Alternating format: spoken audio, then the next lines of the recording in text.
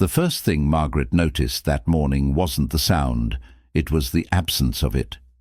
Rex, her retired German shepherd, always greeted dawn with a lazy stretch on the porch, his greying muzzle resting on his paws as robins argued in the oak tree. But today, silence. She found him in the backyard's far corner, where wildflowers had overtaken the chain-link fence. His massive paws moved with mechanical precision, dirt flying in dark arcs behind him. Claws that once tracked fugitives through Detroit's east side now tore into suburban soil with an intensity she hadn't seen in 3 years, not since the department forced his retirement after the shooting that shattered his hip and her career. "Rex, stop!" Her voice came out sharper than intended. He didn't even pause. The hole was already knee-deep, wide enough to swallow a small child. Margaret's knees protested as she knelt beside him, noticing how his muscles trembled, not from exhaustion, but something else, something she recognized from their years working narcotics together. He wasn't digging randomly. This was a trained search pattern. She grabbed his collar, felt the ridge of scar tissue beneath matted fur. His amber eyes locked onto hers for just a second, wild, urgent, before returning to the earth. That look sent ice down her spine. In 9 years as his handler, she'd learned to read every twitch of his ears, every shift in his stance. Rex had found something, and whatever it was, it terrified him. The metal edge appeared first, catching morning light like a wink. Margaret's breath stopped.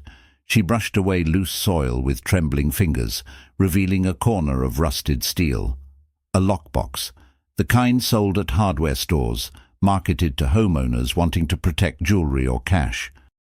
Except this one had been buried deep enough that roots had grown through its hinges.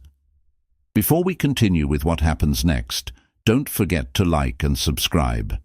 It really helps the channel grow. Margaret sat back on her heels, dirt under her fingernails, heart hammering against her ribs. She'd bought this house 4 years ago, a foreclosure, cheap because the previous owner had abandoned it overnight. The realtor had made jokes about midnight moves and bad divorces. Margaret hadn't cared. She'd needed somewhere quiet to disappear after the internal investigation cleared her, but destroyed her reputation anyway. Somewhere Rex could heal. Somewhere she could pretend the nightmares would eventually stop. Rex whined, a sound that started deep in his chest and climbed into something almost human. He pawed at the box's lid, gentler now, as if asking permission. Margaret remembered training sessions at the academy, how Rex could differentiate between cocaine, methamphetamine, heroin, even trace amounts on clothing worn days before. But this reaction was different, more primal. She pulled the box free. It came up with surprising ease, lighter than expected. The lock had corroded through, leaving just a crusted stain where brass once was. Her hand hovered over the lid. Some instinct, cop instinct, the kind that never really dies, screamed at her to stop. Call someone. Let official channels handle it. But who would she call? The department that had pushed her out with a medical discharge and a pension that barely covered groceries. The detectives who'd stopped returning her texts after the shooting. The hinges shrieked as she opened it. Inside, wrapped in layers of plastic gone cloudy with age, sat a child's sneaker, small, pink with silver stars, and beneath it a stack of Polaroid photographs that made Margaret's stomach turn to lead. She knew that shoe. Everyone in Detroit knew that shoe. It had been on every news channel, every telephone pole, every parent's nightmare for 6 years. Jasmine Porter, age 7, had disappeared from her elementary school playground on a Tuesday afternoon in October 2017. The case had consumed the department for months. Hundreds of interviews, thousands of tips, endless searches that turned up nothing. Eventually, the task force disbanded. The leads went cold.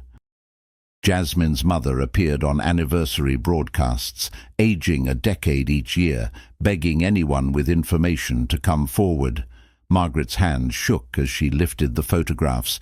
The first showed a basement, concrete walls, a single bulb hanging from exposed wiring, a twin mattress on the floor.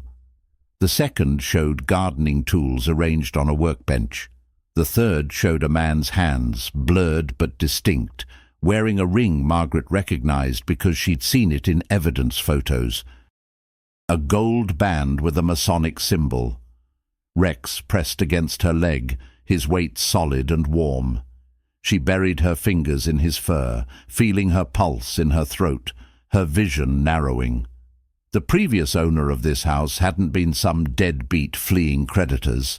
His name was David Kemper, 53, worked maintenance for Detroit public schools.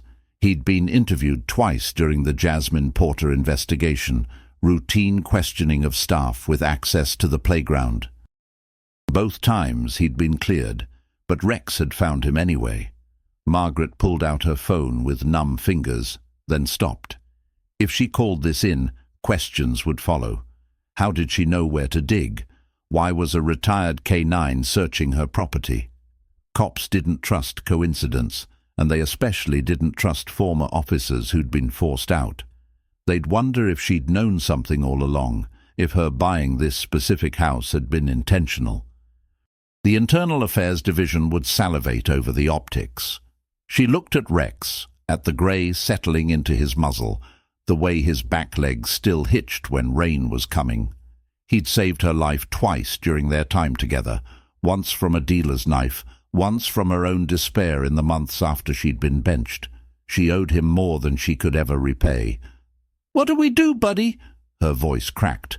Rex's tail thumped once against the ground. Then he stood, walked 3 paces to the left, and started digging again.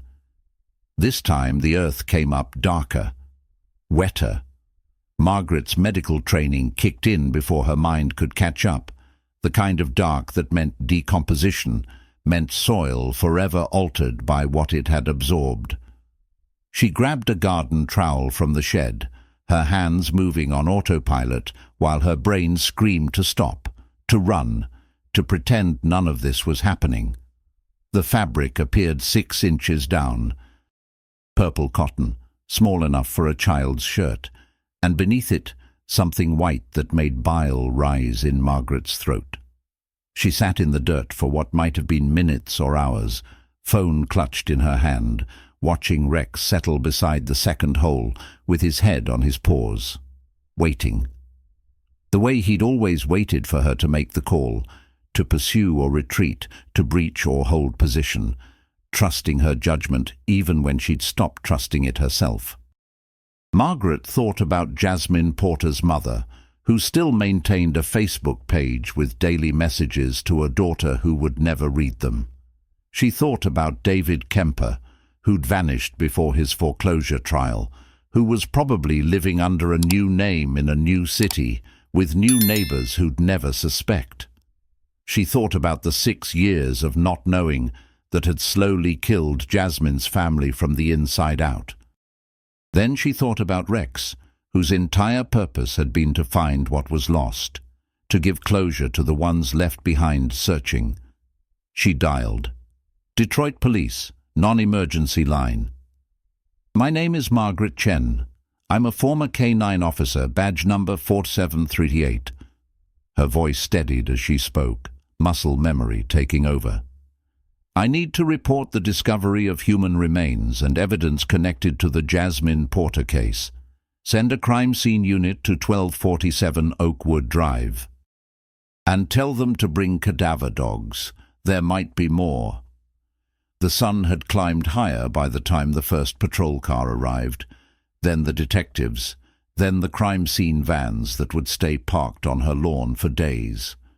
Margaret sat on her porch steps with Rex pressed against her side, watching them string yellow tape around her backyard, around the home she'd thought would be her refuge. Detective Morrison approached first, a woman Margaret vaguely remembered from the academy, younger then, greener. She looked tired now, the way cops get when they've seen too much and slept too little. Chen. A nod of recognition. That's your dog who found this. Rex, retired K9, narcotics detection, evidence recovery. Margaret's hand moved automatically to Rex's head. He's never stopped working. I think he caught scent of something the day we moved in. But I didn't realize what it meant until this morning. Morrison studied the hole, the lockbox now sealed in an evidence bag, the small purple shirt that had made two uniformed officers step away to compose themselves. David Kemper, previous owner. We always knew something was off about him during the investigation, but we could never make anything stick. She paused. You bought his house. It wasn't a question, but Margaret answered anyway. Foreclosure auction. Didn't know the connection until after closing.